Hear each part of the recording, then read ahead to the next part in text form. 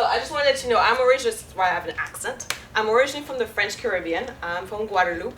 And my first language is French. I also speak Spanish as a third language and some Creole, but it's a bit different from the Haitian Creole. But it's still a way of connecting and creating rapport with you guys, so you can feel like, hey, she knows a little bit of my culture. All right, go to the next slide. That's the island I'm from. I'm not a travel agent, but I can advertise about my island. It's beautiful. You can go there. Not right now anywhere, right? It's actually cheap to get a ticket nowadays. Go ahead. That's my family, so I'm very family oriented, even though I'm the only one who lives in the US. I have a brother and a blended family, and my grandmother's 96. She's turning 97 in May. So just very proud of my family. So why veteran financing for Christelle? So my father-in-law was actually a veteran. He actually did not want to be in service, and he did lose his mind and took medication and all that stuff. And even though it wasn't beneficial for the family because he wasn't all there, it was benefits afterwards for my husband, because when he passed away, unfortunately, about 10 years ago, we received funds and we were able to purchase homes cash and invest. So there was a downfall for him, but at the same time, I'm very close and I volunteer a lot with veterans, because I know there's a lot of the sacrifice you guys give by saying, hey, I'm going to go and serve for my country. So everybody who served, thank you so much for everything that you do and your sacrifice. So Caliber is a national company. We do have local offices here. My office is in Cypress Creek, but we are a national company. Oh, there's some nice things. And so we are #1 option for a lot of veterans when it comes to getting financing. So we do this all the time, and if you have experience in mortgages. Go ahead, thanks. So now I want to know a little bit about you. Some of you have already been here before and asked questions, but what is it you're looking to get out of today's presentation? So this is where I'm going to take notes, and you guys kind of tell me first your name, if you're in service, your background, branch, and all that, and what would you like to learn today? Yes. I guess I'll start. Well, thank you. I was not in the military. My husband is in the military. He's here with me. I work for NSU, but we are currently looking for a home, so we are trying to just learn as much as we can, see if there's anything that we don't know already today. Sounds good. And what is it, how soon are you looking to purchase? We're pre-approved, so Okay. we've been looking. Mm-hmm. Haven't gotten lucky yet. Okay. So we're still there. So the market is still not showing you what you would like to purchase? Got it. Yeah. Okay. And you guys are doing the veteran loan. That's what you pre-approved? Yeah. Okay. So now from your pre-approval, do you still have questions or concerns that were not addressed? Not really. Okay. Not right now. Okay. Just because we haven't found a home, and we're not in the process yet of contract and pending and Right. closing and stuff. So you want to learn more? Yeah, make we're sure. just trying to Okay. make sure we have all of our ducks in a row, kind of. Okay. Awesome. Thank you so much. Who likes to tell me why they're here, what they would like to learn? Yes, sir. My name is Greg. I was in the National Guard. Okay. And what did I do? We self-propelled howitzers. And what I want to do today is find out about refinancing. Refinancing. Okay. Okay. Thank you. Anything in particular as far as refinancing? I've got 3 of them I want to refinance. 3 properties? Yeah. Okay. So we'll come back to that. And that's Greg, right? Greg, yeah. Thank you. I'm Irina. I served in the Army for 6 years on active duty, and I talked to you a few months ago, but I brought my landlord, Greg, so I'm here as a company. Okay. So, Awesome. Well, thank you for bringing him. Sure. And thank you for being a yes, and let's see how we can answer your questions. Okay, thank you. Thank you. Hey, my name is Henry. Henry. Marines. Now just looking to get information on refinancing. Refinancing, okay. Did you guys hear there's something going on with refinances or something? Okay. Anything particular? No, just how to get the process started and, Okay. what do you need to qualify. Awesome. Thank you. Anyone else? Yes. My name is Anthony. I was in the U.S. Coast Guard. I did 8 years active duty. I was a law enforcement officer, various units. Mine, I guess, is related to like the, I guess not.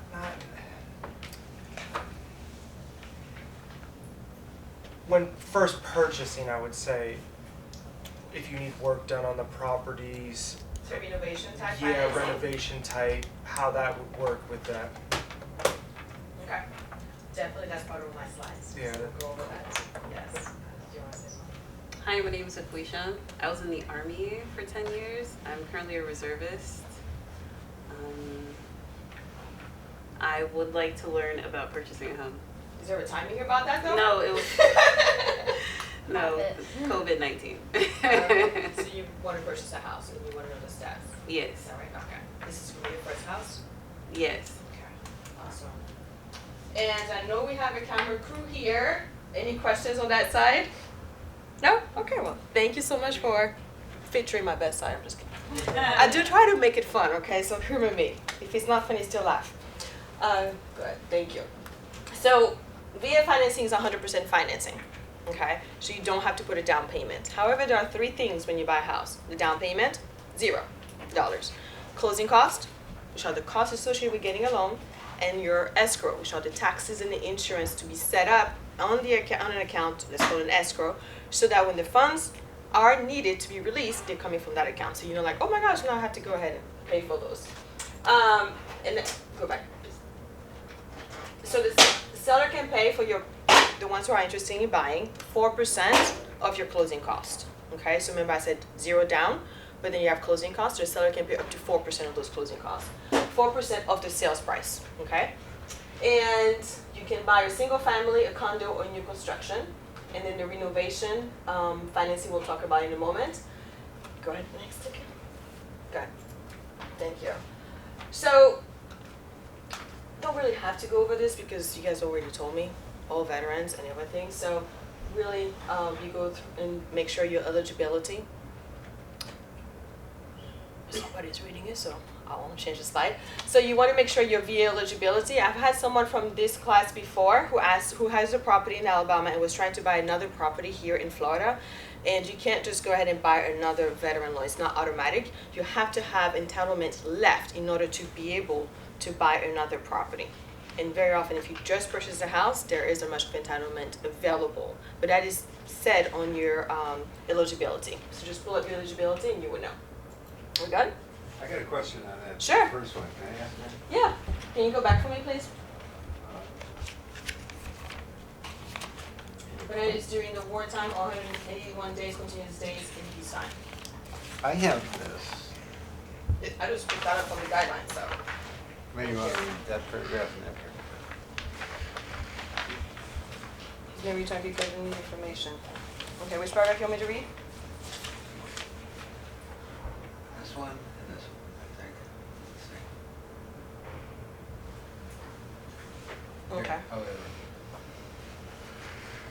And you feel like you have that time frame? What, 90 days? Well, yes, 90 days during wartime. Not during wartime.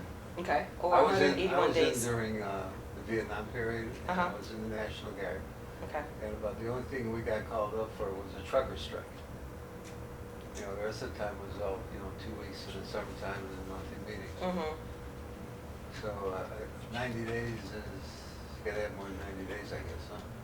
That's what, yeah. More than 90 days, 181 days of continuous stay. So this is basically information that we get directly from VA as far as your eligibility. It's not the lender that comes up with it. Okay. But if you like, we can talk more about it and see if Yeah, maybe I can we help can. you. Okay, because it's very specific. So let's go ahead and do that. So, wait, actually, no. Okay. That's all right. All right, so this is what I'm going to squeeze you. Squeeze you? Did I just say quiz you? Wow, Estelle.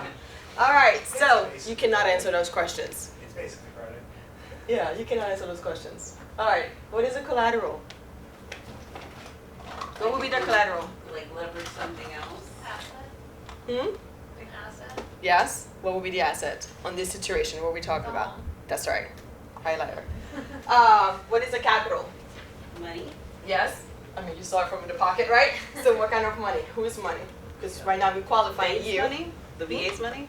Somebody Well, else's money. Your money, actually. How much money do you have? Actually, this is what is needed for you to qualify as a homeowner or to refinance.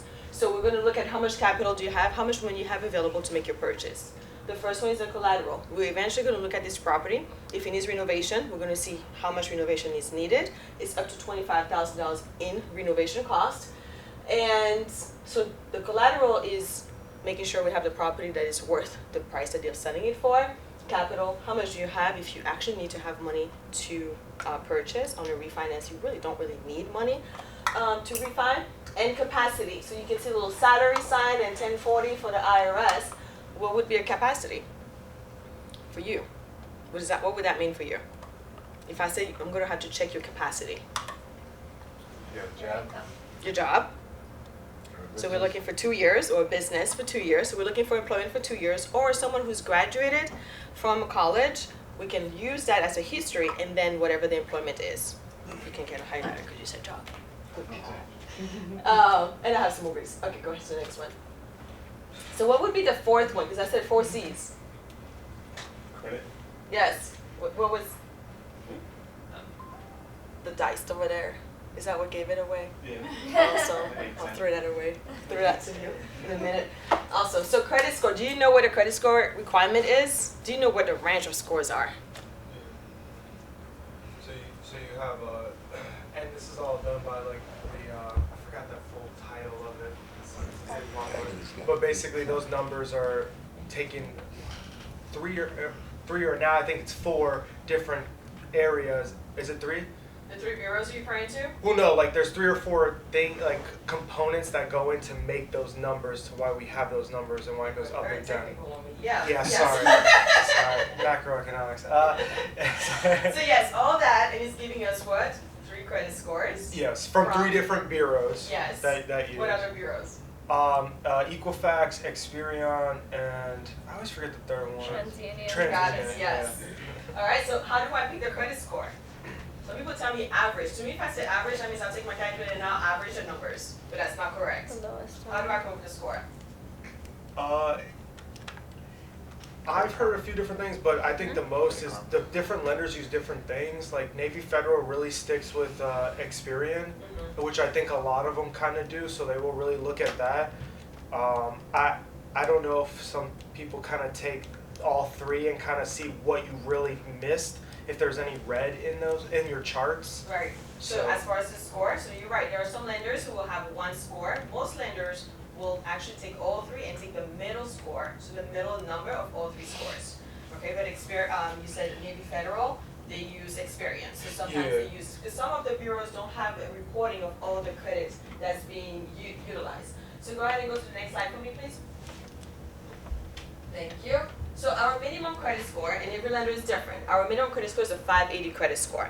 Now, when I say 580 credit score, 580 to about 620, the guidelines have extra guidelines on top. So meaning you may want to have a little bit more money, so the capacity in your pocket may have to be a little bit greater than someone who has a 620 credit score or more. Bankruptcy, if you had a Chapter 7, this is when no repayment and it's cleared. You have to wait 2 years. And a Chapter 13 is someone who's going through a payment agreement and they have to have 1 year history of making payments, and the court has to approve the person going into a mortgage. In those situations, very often that person will need to already be paying rent, and it's comparable to what the mortgage is going to be. Okay, foreclosure, 2 years from the date of the foreclosure, and a short sale is 2 years from the completion of the short sale. Okay, any questions on that, on credit? Okay. So capacity, so what we do is a debt to income ratio. So we'll take your income, so your gross income is what we're gonna go ahead and utilize, and we're gonna take your debts, that's gonna be anything that's on your credit report, child support, things that have agreements, not utility bills, okay? So debt to income ratio is gonna be what we use to see how much a person can qualify for. A debt to income ratio is gonna be your debts, monthly agreements, student loans, all those, plus the expected mortgage divided by your income. And we'll come up to a maximum, an average is 41, but very often I can get to 50%. What that means is just a calculation of based on what you're making, this is how much you can qualify for your monthly payment. Now, some people are married and they have income that we're not looking at that's still not something I can use. So people tell me, well, can I put my husband's income, my wife's income? Well, unless they're on the loan, I cannot use it. They can be used as a compensating factor and say, well, there's more income coming in, but it's not going to be the reason why I use my ratio to be high. I can't use that person's income. Does that make sense? Okay. Also, the only program that has this residual income is also VA. I'm sorry. The only program is VA uses residual income. So based on the family size, when we did a calculation of all your expenses minus your mortgage payment, and if you pay a daycare minus the daycare, we have to have at least this amount left. Okay? That makes sense? That's residual income. We have to make sure you have enough money left. And there's also a calculation that's made based on the size of the property, how much utilities can be. So VAs really try to make sure you're putting yourself in a good position. Some other programs, they don't really care. It's like, that's what you qualify. You should be able to do your own budget. But VA wants to make sure you're covered also. Okay? Thank you. So capital, I mentioned that it's a zero down, then you have your closing costs, your escrow, and your reserve. So the reserve is more someone who has a 620 or 640 credit score or less, or very little credit. So sometimes little credit, even though the score may be high, may require some reserve. So every person's situation is a bit different. A guideline for us is basically a whole rule. However, we have to go through a system, an automated system, to make sure that you qualify. If that system is just green light, you're good, we don't really ask much more. But if you're not, then we have to follow the guidelines, that big book that we'll have to go through. Okay? Do you have any questions about closing cost? Do you understand what that is? Can you go into Sure. detail what that is? So I will go to another slide in a minute, but basically your closing costs are going to be your title company fees, the cost associated with getting you to getting you the mortgage, an appraisal fee. Also the government got to have their little cut in there too. And your survey. So here in Florida, a survey is required. So if the seller doesn't have a survey yet, so you're going to have to be required to do a survey. So the title company does all this work. And I'll go over the amount. But it's all the costs associated with getting your mortgage. The difference with the escrow is where you have your 1 year of an insurance policy that's collected up front at closing, and then what we call reserve of your taxes. So if your taxes are going to be due, let's say in October, we're going to be collecting a few months to make sure that when October comes, those taxes, we have the funds available to pay for it. Okay? Now, some people receive letters. So let's say you purchase a house from someone who was either a veteran or someone who was senior citizen and they did not pay much taxes. So they have exemptions on their taxes. We may have to use taxes a little bit higher without the exemption so that in the end, you don't come out short. And you get a letter in the mail saying, by the way, we did not collect enough money, you are short, we're going to have to increase your payment. That does happen when taxes go up or the assessment was not done appropriately. So I have a client right now whose monthly payment is $86 for the taxes, but then if I do the actual calculation without the exemption, it's $160. So she prefers for me to set it up as $160 so that she's not short, because they're going to come after you anyway. They're going to ask for it. So you're going to pay for it at some point, okay? So the documents needed when you purchase a house. You're going to need your most recent pay stub, last 2 years W-2s. If you're self-employed, last 2 years tax return. If you open a business June of 2018, even though you file your 2018 tax as a self-employed, you still need 2 years of having a business for 2 years. Does that make sense?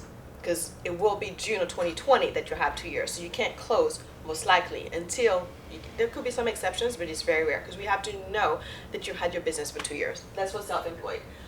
And of course your D214 and daycare costs, like I mentioned when we do the calculation. Any special case or questions you have regarding documentation? No? Okay. So what is the difference between an appraisal and a home inspection? Let's ask the ones who are about to buy. Yes. I think an appraisal is like the worth of the home, and a home inspection is making sure that everything's like working in the home and there's no like damages that will cost a lot of money to fix later on. So what happens, that's a very good answer. So what happens if there are damages to the property? I think the homeowner has to fix them before the VA will actually allow them to purchase them, before the VA allows you to purchase a home. Okay, so if the appraiser, comes up with say, well, there are some repairs to be done, then yes, the homeowner will have to ask the seller, can you fix those items? Because as a buyer, you don't want to go fix a house that's not yours yet, right? Because what if you don't, or something happens? You don't want to be stuck in a situation after you spend that money, so you don't want to go in that direction. So your agent will make an amendment to the contract requesting, based on the home inspection, those repairs to be done. That's not required unless the appraiser says, this is what I really need to be done to pass the VA inspection. So there are two aspects. And it's great to do a home inspection because the home inspector will tell you all the defects, and that's the time to negotiate because you have a due diligence time frame. So that's the time to negotiate and say, hey, all this came up, but you're gonna go ahead and do something. Sometimes what people do is that they will ask for the seller to pay more closing costs so that you'd fix the house yourself. Right? So you actually bring less money out of the table, or they pay some of your closing costs, so that you have more money in your pocket, so after closing, you can do it with somebody you trust versus them just getting a handyman to do it and say, oh, it's been done. Or you can ask your agent to make sure it's done by a licensed plumber, a licensed electrician, okay? The appraiser, and that's why sometimes people do not like to do VA financing, is because the appraiser will cover you and try to do their best to make sure safety items are taken care of. Really just safety items is what they look for. And at that point, yes, it's a requirement. We will ask to have the items taken care of. So there are two aspects. Does that make sense? Yes, but they're two separate things Yes. that are done. Correct. Right? Right. So we as a lender will send an appraiser. We'll actually order through a VA website for us to have an appraiser. And I have no contact with the VA appraiser because they don't want to feel like they're being forced to have a value or say there's no repair so the property can appraise. The home inspector, usually your agent, or you'll find someone on your own, you go meet with them, and it's like a 3-hour process. They send you a whole stack of things to be done. And some of those are more preventive versus like it must be done. It's just like, be aware, by the way, that roof has potential issues soon. You're gonna have to, so you know for your pocket what you could be spending in the future. But you're totally right. Two different things. Okay. And it's, like you said, it's the value of the property versus the other one is the defects. Yes? So, like 4 years ago, I almost bought a home. Mm-hmm. And so, I don't know, I think it was the home inspector. Like, they went in there, and apparently there was like a room added on. And the room was like, I guess, licensed or authorized, permitted to be added on. But the windows, there was no permit for the windows. So the person that was going to sell the home, when he bought the home, the room with the windows was already there. And so they were like, well, how did I buy the home with rooms and with these rooms and these windows? Right. And no one he was like, well, no one told him that the windows weren't permitted, but the room was permitted and Kind of all silly this too, stuff. right? Like your whole room is done with it by you. But Your the window is not windows- permitted, right? Yeah, and so like Okay. it took literally months for them to like figure it out, and by then like I was already back in like Europe, and so it made no sense for me to buy a house. Got it. So, but that was the home inspector. Yes, I think it was Right. the So the inspector. appraiser would usually not even go back and check all those things. Yeah. So it's more for protection to, in case there's a violation, that you're not stuck with the issue. Yes, because I don't think there was anything wrong with the windows. It was just like, well, we can't find a permit for the windows, so this house just cannot be sold. It was weird. Sounds a bit extreme there, I Yeah. would say. I think at that point it's more of a question of your choice of, do I want to buy a home where there's no really issue, because the permit is something that the inspector is going to come up more with than the appraiser. Because they don't go back and don't necessarily check, unless it's something that's obvious, like a garage got transformed into a bedroom, then that becomes a little bit more of a question mark or red flag.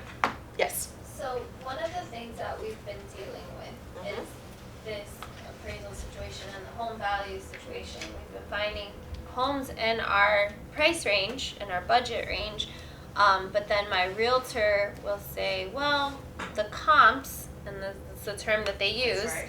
the comps around the area are coming out at about $20,000 to $30,000 less than what this home is listed for. And so the option that gets presented to us every time is, well, we can make a contingent offer based off of the appraisal, but you're going to have to pay for the appraisal, and if it doesn't come out in your favor, and it comes out less and they don't want to negotiate the price down, we lose the money for the appraisal. So I'm just not sure if that's something that's just happening in the market right now, or if it's worth taking the chance. Also, if you love the house, then you may actually say, I'm willing to take that risk. Yeah. Because some properties, there are in communities where there are so many different type of homes. Like, you have communities in Florida, and I didn't really talk more about that, but I've been in Florida for 1 year and I was in Georgia for 25 years. In Georgia, we don't really have that issue where you have a duplex here, and then you have a new home that's just totally built, and then you have a ranch over here. It's like totally different. So it is a bit it's that challenging to actually come up with a value. So your risk that you're taking, yes, is that you get a home inspection because you want to get that done also, and then you get an appraisal and you spend all that money. But if you really love that house and there's a possibility that it appraises, now $20,000 is a big difference, I would say. Yeah, Very big. that's a big difference. So that I may not do it because that's a lot of money. But if it's a few thousand, who knows? The appraiser will come up with a value.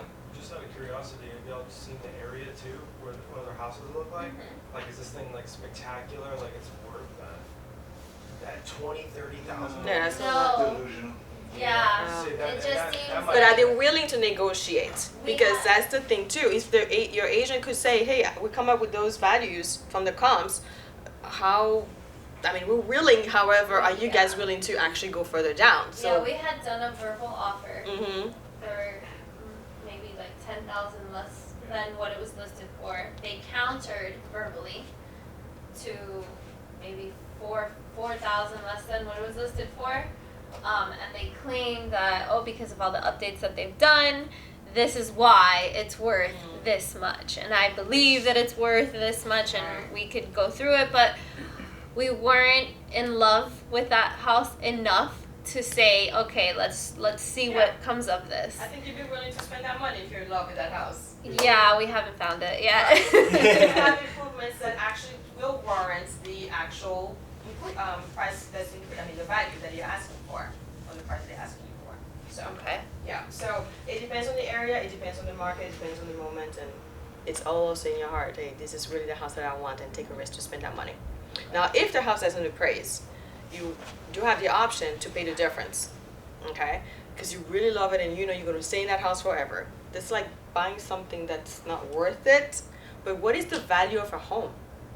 It's really the opinion of an appraiser and what people are thinking the area is going to be like in the next number of years. That house could still maintain. Like when the market crashed in 2008, my property value on one rental that I have I bought it for $130 and it was down to $40,000. Now back to $180,000. Who knows what's going to happen now? But I'm saying a value of a property is also what the market is dictating it to be. Now, if you see it as being the perfect home because you guys don't have kids and it's a school, there's so many factors to think about. Okay? Any other questions on that? Okay, thank you. As a veteran, you can also apply to get deductions on your taxes. Okay, so just keep that in mind when you close on your property. You go into your homestead exemptions and make sure you state that you are a veteran and get your exemptions. And go ahead to the next one. So VA has what's called a guaranteed fee. So when you do 100% financing, let's say the property is $100,000, there will be a 2.1% charge that's added, but it's financing to the loan. Have you heard of FHA? Yeah. Okay. So FHA also has an upfront fee. It's cheaper. It's 1.75. However, FHA has a monthly one that you don't have on VA. So in the end, this is better than FHA if you are a veteran able to qualify. Okay. Also, make sure if your husband and wife buying, the husband goes. The person who's a veteran goes first, and then the other. You cannot buy a house or finance with a fiance or a boyfriend. Okay. It has to be a spouse. Okay. Can I ask you a question? Yes, of course. On the title, does both husband and wife have to be on it for the VA? You can, but you don't Or have to. let's say if it was my wife, Mhm. who the name was under her, but I apply for the VA, will I be able to You can add refinance? it. Yes. Oh, You can refinance. She has to sign a paperwork if she's on title okay. that she's aware that you're refinancing. No, I'm talking if it's the other way around. I'm not on the title. You're not on the title. No. You have to be added back because you have to be on the title to be. Okay. Yes. Okay. Mhm. You have to own the property. Right now, you're basically paying without owning, Right. right? Mm-hmm. So you just add yourself to the title. Okay. Okay. and you don't have a seasoning, meaning you don't have to be back on title for a long period of time. You can go, let's say tomorrow, and then say, Crystal, I'm ready to refinance on Monday. Now, if you want to get money from the house, you have to wait until 6 months. So you get on title and get 6 months, okay? Right. So this is very easy for you guys to read, right? Even your eyes squinted. So closing cost, that's what we were talking about. So I wanted to show you a $200,000 property and 3.5% interest rate. Ways to finance, and I'm going to go through this fairly quickly. But $200,000 property that you finance with an interest rate of 3.5%. But you need, here it says about $10,000, but that's basically the seller is not paying any of your closing costs. You're paying for state tax that sometimes the seller will say, I don't want to pay, you're buying the house, I want you to pay for it. So it's really at the higher end, the $10,000, $11,000, okay? But now let's assume the seller pays $5,000. You really just need $5,000, okay? Go to the next slide for me. So I'm showing you here that a 680 credit score, for instance, if the interest rate is 3.5, the previous situation, you have to, I'm giving you your market rates, the lowest rate that I have available. You can also go to a rate of 4.6 and do what's called a lender credit. So it's like $4,000 worth that day that I did the estimate that I can give you a credit, and that will lower the amounts that you would need at closing. You see, I put a seller paying $4,000, $4,500, and then I did a lender credit of $4,000. You need about $2,500, or almost probably nothing. Okay, but that's by getting a higher interest rate. That's called a lender credit. So the lender can give you a higher interest rate, and then you're basically financing your monthly payment, some of your closing costs. And people say, well, can you add it to my loan? So I can't add it to the loan per se, but I can have a higher rate and give you a credit. Does that make sense? Now, if you have the money, I would say do it because you want a lower interest rate. But if you don't, you still want to buy a house, those are options available. That makes sense? Yep. Okay. Go to the next slide, please. Actually, yeah. So the monthly payment on the 3.5% will be $1,279, taxes and insurance included. On the 4.6, it's $1,400. So you can see that difference. You got the help to have less money at the closing table, but your monthly payment is up just under $200 more. But you're able to purchase. So if you're able to save, that's the best thing. If not, you have other options. Any questions on that? Okay. There is down payment assistance with the Florida housing, so you can get 100% financing and you can get $10,000 assistance as a first-time buyer. Okay, those are the requirements. You need to have a 640 credit score, 45% max debt to income ratio. Remember, I said that can sometimes go up to 50% or 55. Remember what that debt to income ratio is? It's my ability to qualify you. Yep. So 45 is the max when you do the $10,000 assistance. And actually, you do not have to be a first-time buyer, and you have to go through a home buyer education. At the time that I did it, it was a 4.5% interest rate, maybe a little bit less now. Okay, but if you're first-time buyer, that's something to look into. Who knows? You may be interested in getting those extra funds. Thanks. So, I'm Yes. sorry, regarding the home buyer's assistance, this is like a loan of some type? So you do have a repayment of about 'Cause, yeah, I saw $600, that. right? So it is a loan, but I would say, this is more of a one-on-one to go over that to make sure you qualify in the terms, because there's sometimes a time frame to stay into. It's not forgivable, so they give you $10,000. When you're ready to sell, they'll get that $10,000 back. So you go to closing, they will say, okay, you netted $20,000 minus $10,000. Okay. So there are income limits, which is $51,000 for Broward County, if you want to do that down payment assistance. Okay, and this is usually, yes, this is a household income, not like the person who applies only. Okay. So does that mean it has to be 51 or? No more than. Oh, no more than. Yes. Right. So there's income limit. Anytime you have down payment assistance, it's based on the household size, and very often, most of the time, and it's also the income limit is restrictive, and usually can't even go by a penny. All right. So now let's go into the renovation financing. Oh, he's just breathing now. Getting to me. What's that question? So we can finance up to $25,000 of repairs. Okay. So you get your home inspection, and there are all type of repairs to be done. I had actually had one where the appraiser did not ask for anything, but then the buyer wanted to upgrade the kitchen and said, I don't want to spend money out of my pocket to go ahead and do the renovation. So can we finance it? So you can do it up to $25,000. What does that mean? It means that you basically buy your $200,000 house, 300, whatever the price is. You go to closing. The seller is not doing any renovations for you. You do your renovations after you have your keys. Okay? But in order to actually get the money for that, there's a process. We're going to have a home contractor. Sorry, I was skipping my head. You have a contractor who's licensed, insured, who's going to give you a bid. And I'll be honest, the contractors do not like to do this paperwork because they really have to be detailed. A lot of contractors say, oh, it's going to cost you $10,000. Okay, how did you come with that number? Oh, I'm kind of figuring out based on what I think. No, for us, they have to have detailed labor and the material. They have to break it down. And when that last case that I did, they came up with an amount, and then when I asked them for the detail, I was like, well, I guess it's a little bit less. It's like the detail actually got them to really figure out the numbers. And there are a list of items that you cannot do. You cannot basically, oh, I'm going to tear down this bedroom and go ahead and create a kitchen or expand. You cannot do any of the, anything that has to do with structural. Okay?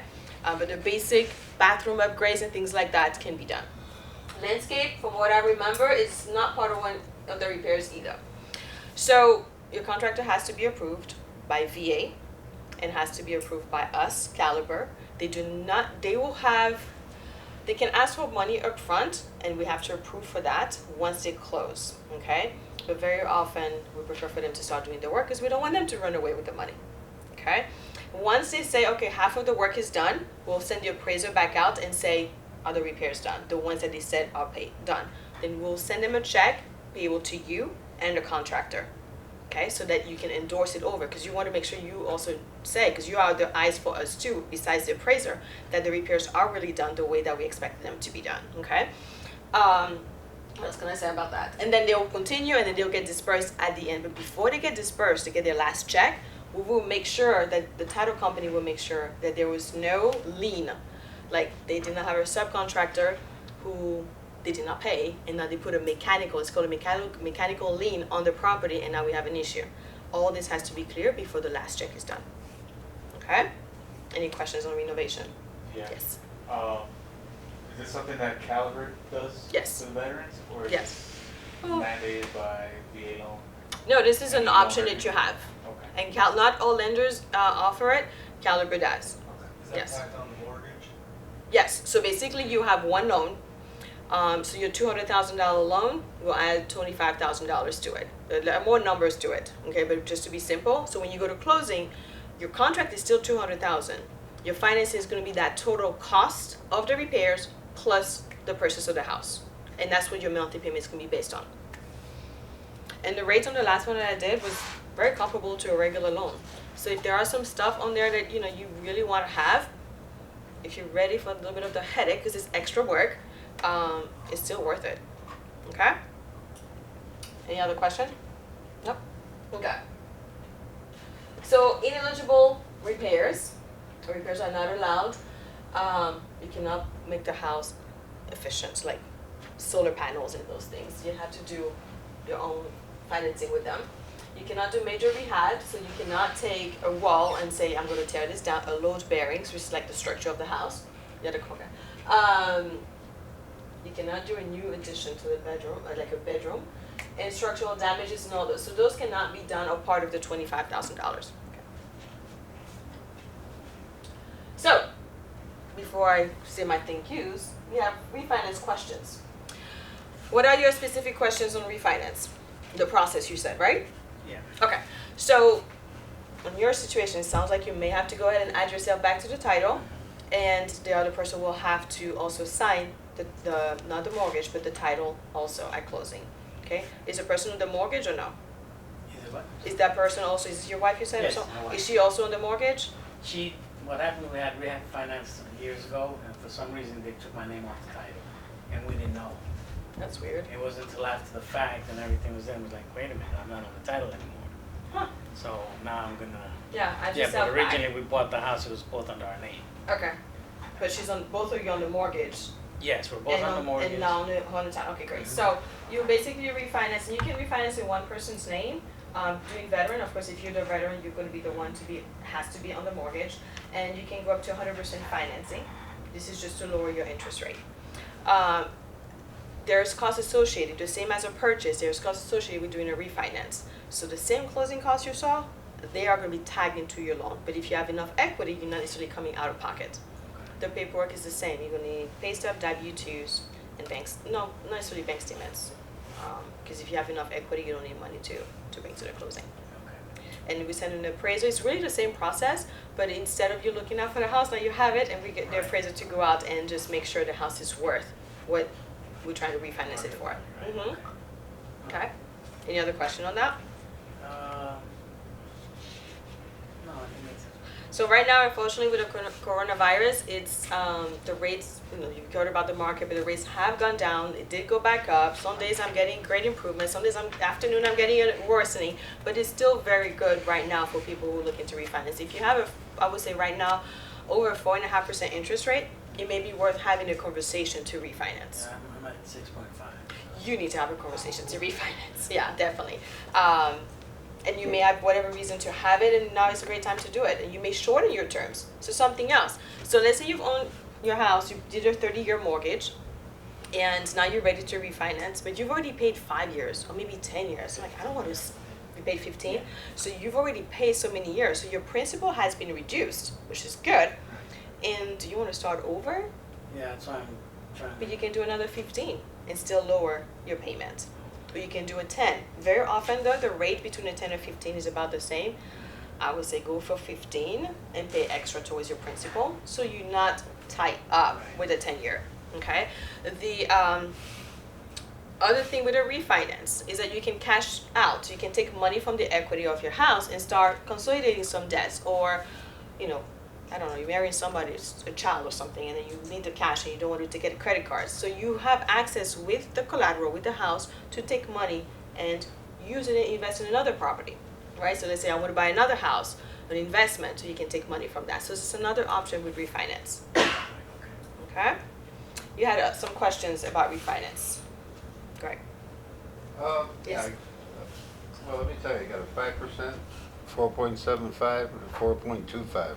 Okay. What do you think? Well, the 5% is that an investment property? Is that a home? Which one do you live in? One which is interest rate? wait a minute. Primary residence, and the other two are investment properties, Okay. rentals. Right. So the primary, what's the rate? The primary is 4.25, and the other two are 5 and 4.75. So right now, investment properties, you're probably going to look at about the same interest rate, close enough. So unless you're trying to get some cash from them and change the Right. term, then you're probably okay right there for the investment, Nice talking. the interest rate. Do what? Nice talking to you. My pleasure. But in the primary residence, you might be interested in looking at maybe a shorter term and get an interest rate in the 3s and save you some money there. Okay. So that primary might be worth it for you. The others, I wouldn't if you're not looking to tap into the equity. I don't just refinance just to refinance, because it's you're adding that back into your loan. You're adding the closing costs back Yeah, into the right. loan, right? So the primary probably worth it. Okay. And also, a refinance for someone that's lowering the rates by let's say 1% may be worth it for a property that's over $300,000. That may not be the case for $150,000, because that monthly payment is not going to be that great. That difference. Mostly if they just purchased their home and they did 100% financing or FHA 3.5. So it's not always worth it, even when the rates are low. But it's always worth a conversation. On Yes. the primary, we go 185,000 Okay. at 4.25. Okay. That's done with the VA loan. Comps are 390 to 400. Okay. Was this done with the VA financing? I don't think I'm going to get it. I was on an active duty. Oh no, because you said right. Yeah. So in your case, I don't know how much you put down. How much do you remember? On your primary? I don't either. I mean, all we know is we owe 185,000 Mm-hmm. at 4.25, and part of that was the second mortgage, you know. So you have a second mortgage? Not You said anymore, we gotta. you paid it off. That's all I owe on that house. Got it. So the reason I'm asking that question is because sometimes somebody puts less than 20%, there's PMI, that mortgage insurance. And when they refinance, if there's enough equity, that's not the case for veterans because remember there is no mortgage insurance. But if someone that you may know and there's so much equity, like in your case, but you still pay mortgage insurance, who knows, it may be worth refinancing to lower the rate and remove the mortgage insurance. Because that mortgage insurance is not for you, it's for us, the I don't have lender. mortgage insurance. So say that again? I don't have mortgage insurance. Right, so I'm just speaking in general, like someone who's doing maybe, who did a loan that was a conventional, that Oh, I wasn't see. VA, just, you know, because you may hear someone and say, oh, I'm paying so much, I want to refinance, that might be worth it in that situation. If you did not have PMI, then you're okay. But it might still be worth refinancing or looking at options. Well, I'll It talk would- about that some other time. Yeah, definitely, yeah. Those special cases, we can special cases, like, talk about the numbers, we can definitely connect. Yes. So I had a question regarding the entire funding amount that you can be awarded for VA. So, I mean, I know that some people purchase their first primary home with VA, it's X amount, $200,000. And then they would like to purchase a second home or an investment property with the VA loan as well, after they've been in the property for some time. It's only owner occupied for VA. Only owner occupied, so rentals. you'd have to refinance that primary home after the required time frame, and then you can purchase something with a VA loan. So you can only have one active VA loan at a time. So you can have another one, Okay. but you have to have enough eligibility, meaning as you pay towards your loan, the money's reapplied, to say, like it's being credited, if I can use it that way. It takes a long time for that to happen because you did 100% financing. So your entitlement may not be there. I think the person that I actually checked, it was probably over 5 years and she still did not have enough to really make it worth it. So it depends on your goal. So let's assume, like I think you want to do investments, right? From what we talked about the last time. So let's say you buy your first house and this is, you have no kids, you don't care, it's just my first home, I'm buying VA. You bought it VA, you're not going to be able to do really, technically, another VA. But you can do an FHA. And you can put 3.5% and keep that property as a rental. Because you bought it VA with the intention, because the application says my intention is to live in a property for 1 year. Are you forced to do that? No. But underwriting is going to say, well, you bought it 2 months ago, you buy another one, that doesn't make sense. But you can have circumstances, it has to make sense. I don't know, maybe you're a two-level house and now something happened, you don't have legs and then you needed 1 level. Things that are really extreme that may be looked at. But you can buy your first house as, this is my first home, step by step, I'm going to have real estate, then I buy another one FHA, then I buy another one conventional, 5%, but with the intention of staying in the home. You're not necessarily flipping, you're just building your wealth, doing that, okay? And I've had clients who've done that, and sometimes they sell the property and they use that money to buy another one. Okay, but VA is owner occupied only, and you cannot do it for investment. You can buy other homes other ways. But do be careful not be careful. Don't lie on your loan saying just so you can get a lower down payment, because if you commit fraud, like I'm going to occupy this house and you never move in, they can ask you to pay the whole mortgage off. Yeah, so you have to, occupancy is a big deal for us as a lender. Did I answer your question? And Yes. probably more than okay. Other questions? No? So I do have some information for you. If you want to pass that around for me, the benefits of doing VA financing. And also, I don't know if anybody wants information regarding the do's and don'ts of credit. Anybody wants some of that information, do's and don'ts of credit? Because I know with the refi you may not need it, I'm not sure. But do you have any questions on credit? That's very often something that's asked. What do we look for on credit? You don't want to go ahead and have new debts. If you're buying a house, do not go buy the furniture. It is not your house yet. You are not closed. You are not all set. Wait. I've had clients call me, but Christelle, there are some amazing deals. Can I go ahead, like Christmas time, it's like Thanksgiving, can I go ahead and get, no, do not touch your credit. We do not pull credit throughout the process. We have 4 months that your credit is good for, and then we monitor. So if somebody pulls your credit, or there's a new debt, we'll ask you about it and that has to be added. Would you imagine some people do go buy a car while they're in the process? Yes, it does happen. So don't do that. You guys looked at each other. Did you go buy We a paid car? cash. We paid cash. Debt free. So. Awesome. Yeah. Other questions? For the refinance, it's the same thing, right? Yes. Yes. You want to stay clear. Once I say we're good, don't go make any move because that could impact your score down.